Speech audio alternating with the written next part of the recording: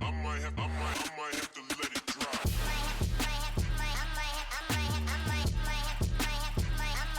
Let it drop.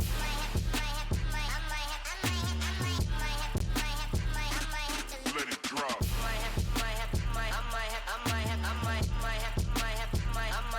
Let it drop.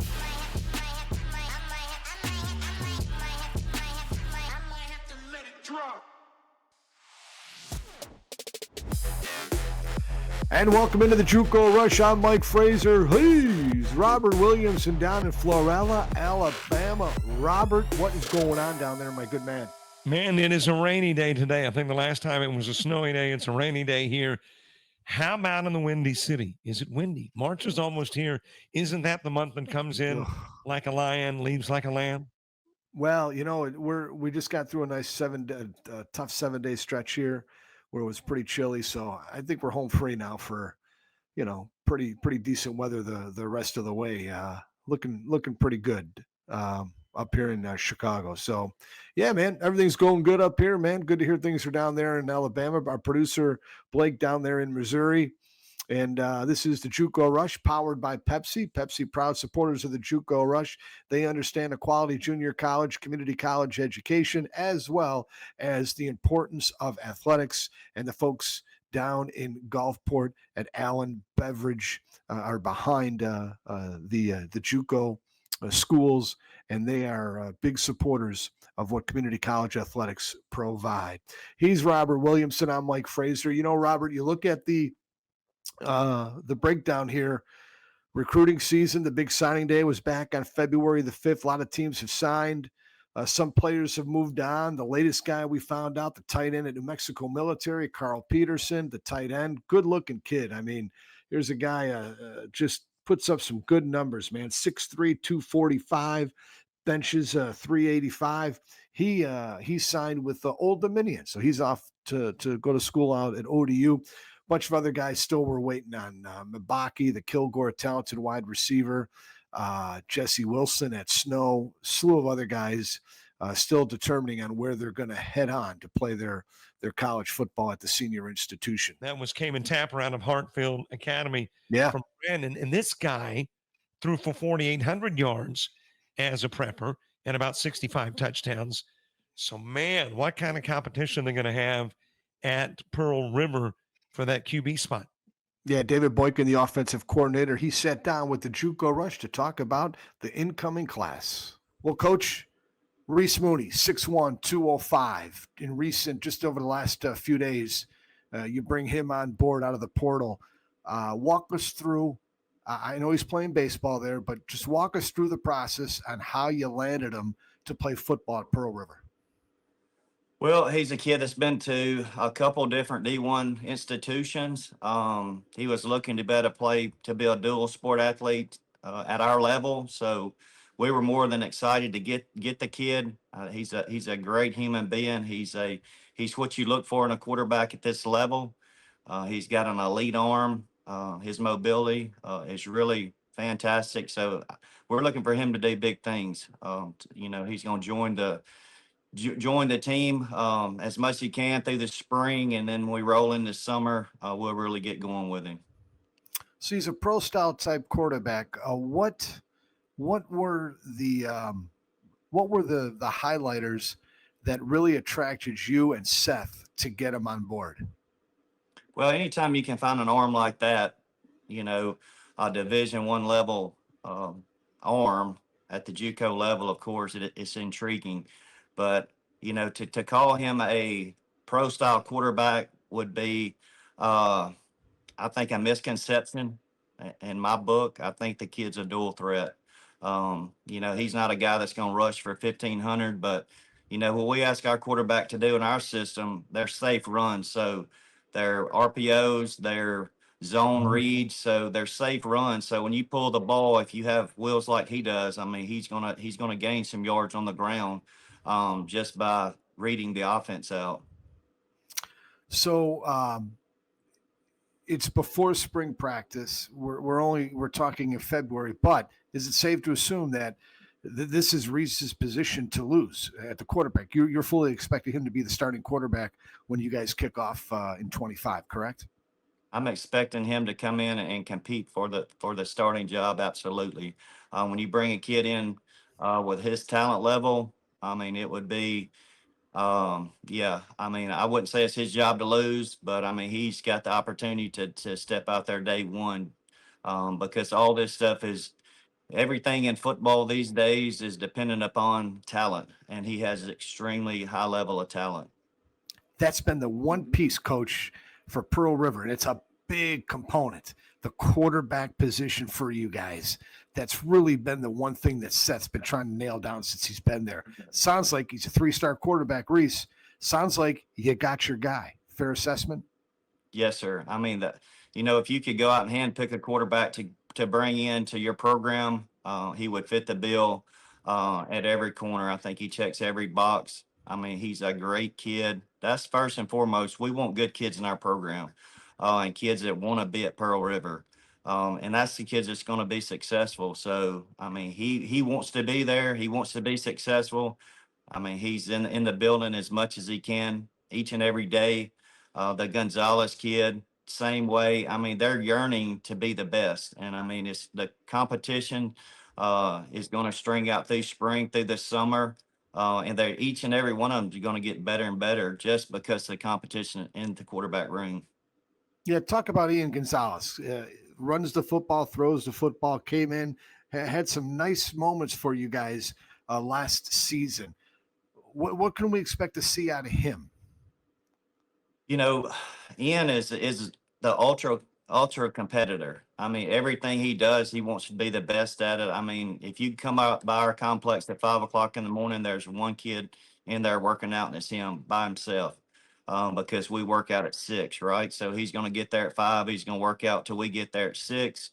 I mean, he's going to do everything that he can to compete at a high level. And, I couldn't be more excited about Ian. We were going to non-participate in last year to try to give him 2 more years in the system. Of course, things happened. It didn't work out. And we had to put him on the field the week that I told him we weren't going to play him. So, he came in and gave us quality reps last year and did some outstanding things. Coach, let's go to your receivers. Corey Jackson, who specifically recruited him? Why did you guys want to bring him in? What does he bring to the table for the Wildcats? So, when you start recruiting in whatever cycle you're in, like last year, we just kind of had to take what we could get. We had to take a lot because we were changing personnel in offense. So we were total makeover in offense. Well, this year we have specific need purposes, right? So you go throughout the season, you understand what the deficiencies were, and you have to address those. And, Corey is a fast twitch guy. I think when you put the ball in his hands, he makes plays. He's a guy, what we want to recruit is a kid that touches ball, can take it to the house at any point in time. So that's what we feel like we got in Corey. He's a long kid.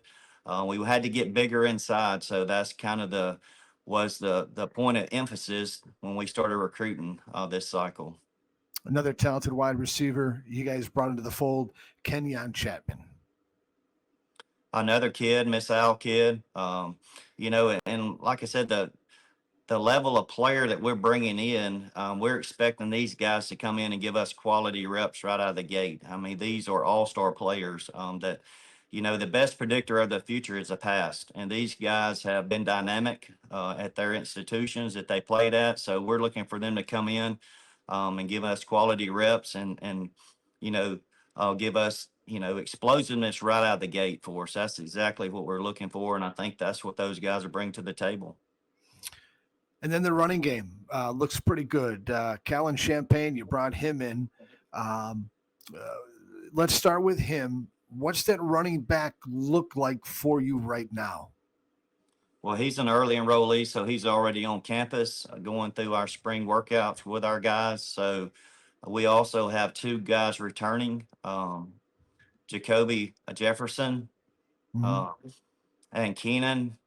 And I mean, man, those guys they were phenomenal last year. I thought going into the season that they would be the weak point in our team. Well, they were the strong point of our team. Those guys did a phenomenal job. Both those guys will play Division I football. And, Champagne being in the mix now just takes it to another level. He's a 3-star athlete that we were able to recruit and sign this year. So that's a big time signee for us. Too early to tell, or who's going to be the lead back for you right now? Oh man, that thing's gonna, I expect the guys that were successful last year, I expect those guys to come back in. They're going to be a year older. The way I always look at it in JUCO is the older kids are always going to be better because they're seasoned, right? They're not the freshmen anymore. So I look for that running back room to be really, really good this year. How about Moses Cummings? Thoughts on him? And then you bring in a kid that had over 5,000 yards in his high school career. I mean, that's another kid you're adding to the mix. So that's going to be, that's a talented room as you'll ever find in JUCO.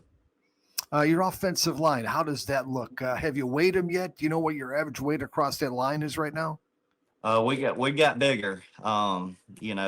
We had some deficiencies last year. I think we signed some length this year in this cycle. Some bigger kids.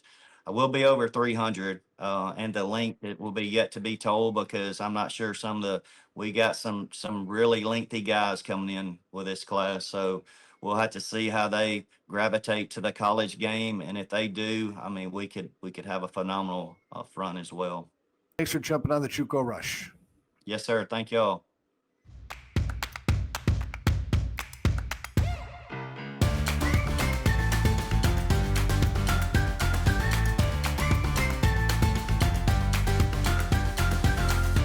Yeah, and you heard David Boykin, the OC for Pearl River. Boy, they've got that quarterback now, Robert. That's the one big piece that they've been missing. They've got one now. And not just QBs. I mean, man, you talk about some running backs that they've signed, defensive linemen that they signed on signing day in February. So, yeah, QBs, the spotlight is there, especially with Mooney now in the QB room. But they have brought in a host of talent. Well, a lot of coaches have big turnover down in Mississippi in coaching this year. We'll put a graphic up a little bit later on that. But one man that took the job at Southwest, the former Holmes Community College offensive line coach, Les George, comes from a winning pedigree. Holmes, Mississippi Gulf Coast, won at Belhaven. So Southwest, the Bears found their guy in Les George. He sat down with the JUCO Rush. Coach, is Mississippi the right place? Because first of all, you played here and then you've coached here. So it kind of gets those competitive juices flowing. So did that kind of help contribute to it being the right place? Yeah, I wouldn't say so. It's just, I think that this league provides a great opportunity for you to make a positive impact on players, and we're all competitive by nature. We all enjoy winning, but ultimately it was just the opportunity to fully do it my way, I guess you could say, as the head coach, with that opportunity that we have with the players. I'm sitting in Alabama. Terrence Cody is somewhat of a legend, played in Alabama, and then, of course, had that big block of a kick against Tennessee. Yeah. So he's a name recognition guy on your coaching staff, played with the Ravens, Super Bowl team there. How significant is it, not only from the standpoint of his coaching ability, but he's a credible guy. He automatically brings credibility to your staff. Yeah. Terrence and I played junior college ball together at Gulf Coast, and over the years have just stayed in touch, through our friendship. And having him here, this was once again something that we had always talked about with him coaching in this league and basically just paying it forward. Les George joining us, new head football coach for the Southwest Bears. Coach, you talk about the talent that's been in there. You're right. I mean, just look, Jordan Scott last year, wide receiver, leaves for Florida State. You look at DeMarco Blanton, another guy, signed, D1 guy. You lose a big guy, a freshman, Steve Mama Bawaya, the freshman in the defensive line.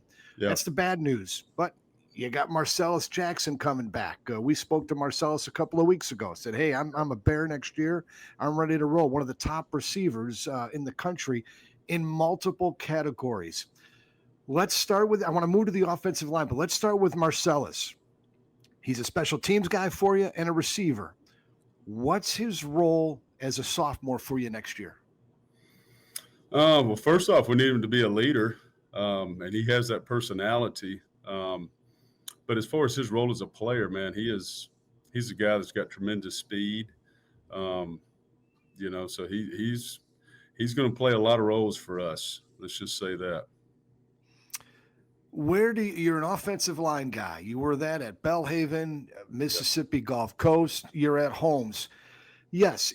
Do you have the facilities of a Northwest and a Gulf Coast? No.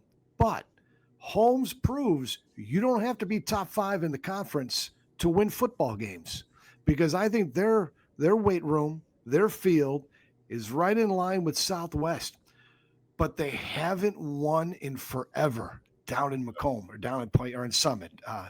How do you change that culture? Yeah. It's just from being consistent, of placing that standard that we have, and just keep it consistent and having the players buy in. And ultimately that starts with the coaching staff, right? You got to bring in the right coaching staff. And once you do that and everybody is speaking the same language, and you get the players to buy in, and these kids are hungry to win. They want to win. It's challenging, but not as challenging as you think, So that's ultimately, what it's going to come down to, just being consistent, not having a double standard. And Are you going to start on your offensive line? I mean, you've got one tackle, a kid out of Ocean Spring, Zaylen, 6'5", 320. I mean, you see the tape on him. I mean, he is a rock star at that position. How are you going to build this team? You're going to go O-line, D-line out? How are you going to do it? Oh, absolutely. I mean, you got to start up front on both sides. Offensive line was a huge need for us, and then picking up Zaylen was a big piece, to J.J. McCann from Gulfport, who played the Missile game. It is going to be a tremendous player for us. We picked up Willie Edmond from Vicksburg, Nero Taylor from Gulfport, and Cartier Thompson down in West Jefferson, around New Orleans. So we filled some needs there. We had a couple of transfers over the break, that's going to help us out too. So we still got some work to do there at offensive line, and then defensive line, I think we signed 8 defensive linemen on signing day.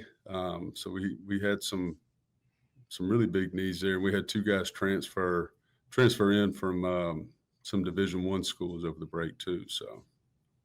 Well, you've got really rock stars in that administration. Ken Jackson, your athletic director, longtime athletic guy, just understands sports, understands what it takes. Terrific guy off the campus as well. Then you've got your president, Dr. Steve Bishop. Same scenario there. Been there forever, 30 plus years. They're hungry to win. You are too. So now you come over from Holmes. You get a taste of winning there. You get a taste of winning at Gulf Coast. The staff that you put together, let's talk about those guys. On the OC, are you going to call the plays as well, Coach? No, I've hired Irvin Moore and Carter Hankins. They're both going to co-coordinate. I think I'm going to stay out of the play call and let them do that. And Irvin Moore and I, we played junior college together at Gulf Coast, and we also coached there together. He's coached at Hines as well for a small stint. And then he's actually been over in Louisiana as an offensive coordinator at Burley High School past few years. And then Carter Hankins and I were together at Holmes last year. Before that, he was at Southern Miss for 5 years. You lose your quarterback to graduation, Kez Goss. Who do you have at quarterback right now?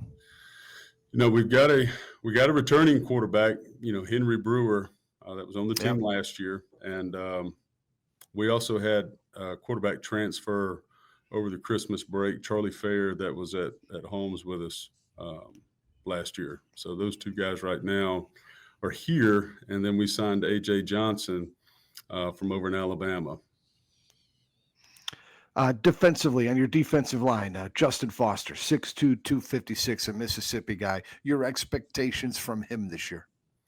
He's a guy that has a lot of energy about him, and doesn't take a lot of plays off. He's just one of those guys that plays with an edge. He's got good strength to him, knows how to play with leverage. So he's one that we need him to grow up pretty quick, along with these other guys too, from, Mike Harris from Cleveland Central, we picked up a couple other guys from Hattiesburg as well with A.D. Gardner and Caden Smith. So like I said, we signed 8 guys out of high school on signing day. So we need all those guys to grow up really fast for us. Coach, obviously the guys from Alabama draw my attention as signees, but the one that really piqued my interest was a guy out of Vicksburg High, the linebacker Dennis Battle Jr., who did not play his senior year because of injury. He had a great sophomore and junior year. Yep. Is that do you feel like it's a risk to take a guy that sat out his senior year because of injury, or did you look exclusively at what he did prior to the injury? Yeah, there's always going to be some concern there, but at the end of the day, he's healthy now and he's full go. I don't think we can define him by that. There's been a lot of guys that's had injuries that's come back from it and did well. And Dennis is a kid that's just very hungry, to be great and do well. And we're excited about having him. Yeah, and you talk about Justin Foster, 3-star guy on 247. So he's a guy on the defensive line that looks very promising. How about Kevon Stewart in the secondary? Your thoughts on him? Yeah, man, he is a guy that can do a lot of things. I think the first discussions we were having as a staff is exactly where to play him at, he could be a corner, safety. You could play him at nickel as well. But he is a guy that was highly recruited by everybody in our league, that on the visit, said that he can already see a change, here at the program and is excited about being close to home. This is his home and he wants to be a part of what we're about to do here. So, yeah. But look, you did it at Holmes, Coach. Yep. No reason you can't do it at Southwest. We just got to roll our sleeves up and go to work, man. Well, we look forward to having you back on, Coach. Have a terrific spring practice, and we'll talk to you on the back end of that. All right. Appreciate it, guys. Y'all take care. And we thank again Les George for jumping on the JUCO Rush. And Robert, they can win there. I understand. If you look at the facilities, and you heard David Boykin talking about it earlier, maybe Northwest number 1, Gulf Coast number 2 on facilities. But look, teams win. Holmes winning with just decent facilities, and Southwest decent facilities. They got pieces there. They had pieces there in the last couple of years. It just didn't translate into W's. And look, that's a tall order. That South Division down in Mississippi, that's murderer's row, man. You're running the gauntlet seemingly every week. I know Hines has been down for a couple of years, but every year Glenn Davis is going to give you his best shot. You know what you're getting with Gulf Coast. Pearl River swinging. Look, they went into Northwest and knocked them off in week 1. That South Division is tough. But that being said, you can win football games there. Well, and 2, they are working on improving the facilities there. The baseball complex underwent a makeover during the offseason, and they're working towards improving all of the facilities there. Plus, Britney Spears was born nearby. So you can just toss that into the mix. That's got to be good for something there at Summit or Macomb, whichever you prefer, right? Neck and neck. But, hey, seriously, some great talent coming to Southwest Mississippi. And he mentioned in the conversation the guy from Alabama.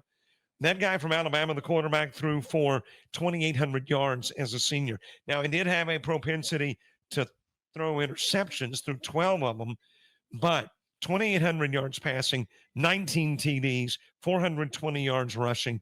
A.J. Antorius Johnson is going to be a bona fide addition to what happens there at Southwest. And as is Marcellus Jackson, talented. He'll be on the preseason JUCO Weekly Trophy watch list, no doubt. That was one of the top 5 receivers in the country, and that guy, he's back as a sophomore. He's a special teams guy. We ran the film on him earlier, and the guy's a stud. So they've got pieces, and let's take it with spring practice and see what they can do. And you look at Mississippi, Robert, the coaching changes. We just touched on it with Les, but man, that's the first time in the 16, 17 years I've been following Mississippi JUCO ball that, man, a ton of turnover at the coaching position here in the offseason.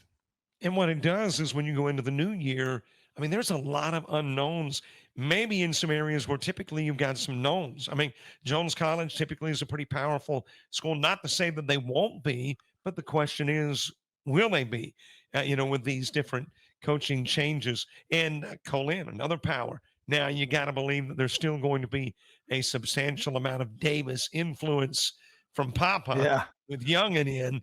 But, it is going to be an interesting year in the MACCC.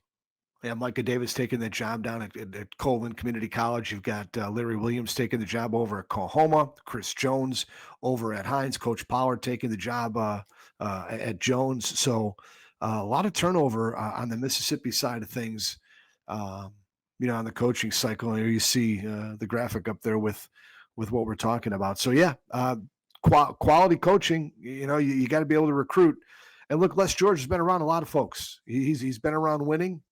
And, I've spent some time down there at Southwest a long time ago, but still, look, you can win football games down there.